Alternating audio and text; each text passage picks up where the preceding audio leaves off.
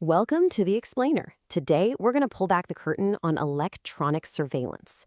We're talking about wiretaps. And trust me, the real story is way more interesting than anything you've seen in the movies.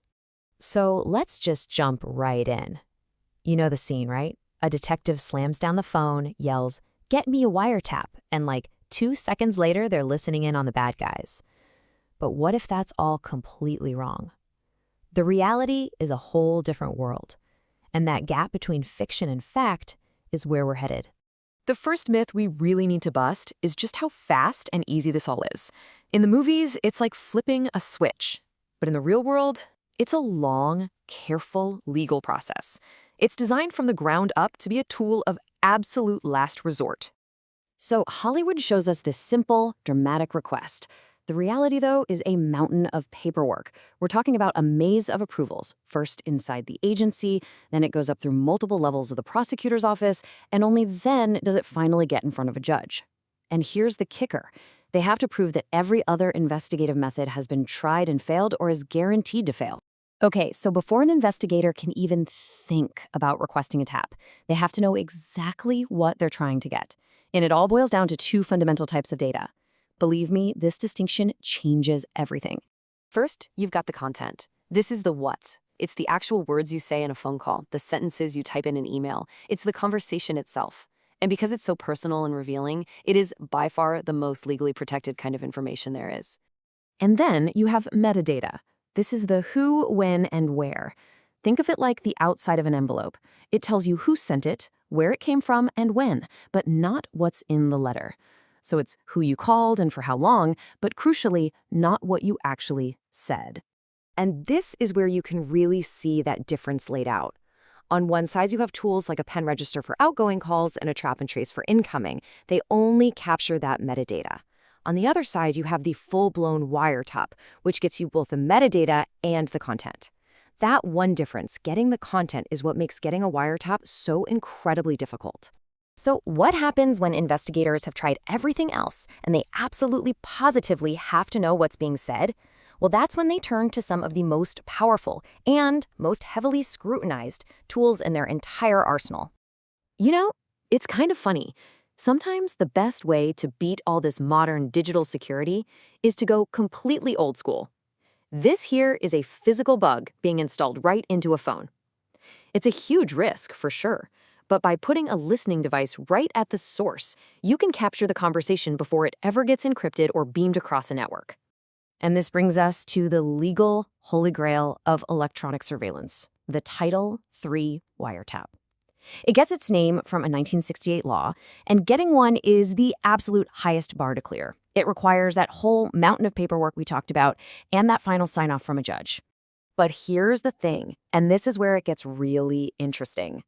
Often, the biggest breaks in a case don't come from hearing the content of a single call. Nope. The real gold is very often hidden in that boring old metadata. So with tools like pen registers and trap and trace devices, investigators get this real-time flood of data. And just by analyzing call patterns, who's talking to whom, for how long, and from where, they can literally map out entire criminal organizations without ever hearing a single word. And check this out. This is a perfect real-world example of just how powerful that is. The FBI was hunting a bank robber. So after a robbery, they got what's called a cell tower dump, basically a list of every phone that was connected to the cell towers near the bank. Then another robbery happens. They do it again. They took those 2 giant lists of numbers, cross-referenced them, and bingo, they found the one phone number that was at both crime scenes.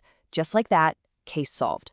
So, of course, this leads us to today's world and this constant modern cat and mouse game. Because as fast as investigative technology gets better, criminals are finding new and clever ways to hide what they're doing. It's a non-stop technological arms race. One of the oldest tricks in the book is just using coded language. I mean, take this quote from a real drug case. Investigators are listening in and they hear the suspect say, "I need to buy 4 tires." Sounds totally normal, right? Well, they had to figure out that 4 tires was actually code for an order of cocaine. Once you break the code, that innocent phrase suddenly becomes incredibly powerful evidence. But let's be real, the biggest wall law enforcement runs into today, it's encryption. Modern tools like secure messaging apps and encrypted emails can make digital content pretty much impossible to intercept and read. It's a huge barrier. So what do? Just give up? No way. They've got a whole playbook of countermoves. They can go old school and bug the room itself. They can serve a warrant directly to the company that provides the service. They can analyze the metadata, which usually isn't encrypted. Or they can use one of their most powerful tools, a witness who's part of the conversation and can legally agree to record it. Okay, look at this number, 2,133%. Just let that sink in for a second. That was the spike in wiretap requests sent to Facebook in just the first 6 months of 2015. It shows you everything you need to know about where this battle is being fought now. It's moved away from old phone lines and squarely onto social media. But this creates a brand new problem. You've got criminals using disposable burner phones. So how in the world do you find the one specific phone you're looking for in a sea of thousands of other phones? Well, they pull out a really powerful piece of tech called a cell site simulator, which you might have heard of by its brand name, Stingray. What this thing does is pretty clever. It pretends to be a cell tower, which tricks all the phones in the area into connecting to it. And when they do, each phone gives up its unique ID number, allowing police to find the exact device they're hunting for. And just when you think you've got the whole picture, the cat and mouse game evolves again. It's a constant back and forth.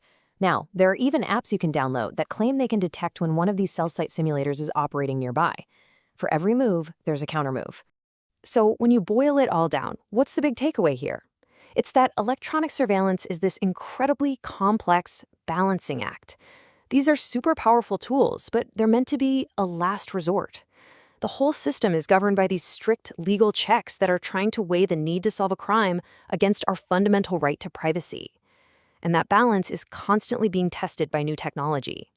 And that really leaves all of us with a huge question for the future. As the technology we use every day makes our own conversations more and more secure by default, the debate over how, when, and even if these powerful surveillance tools should be used, well, that's only going to get more and more important.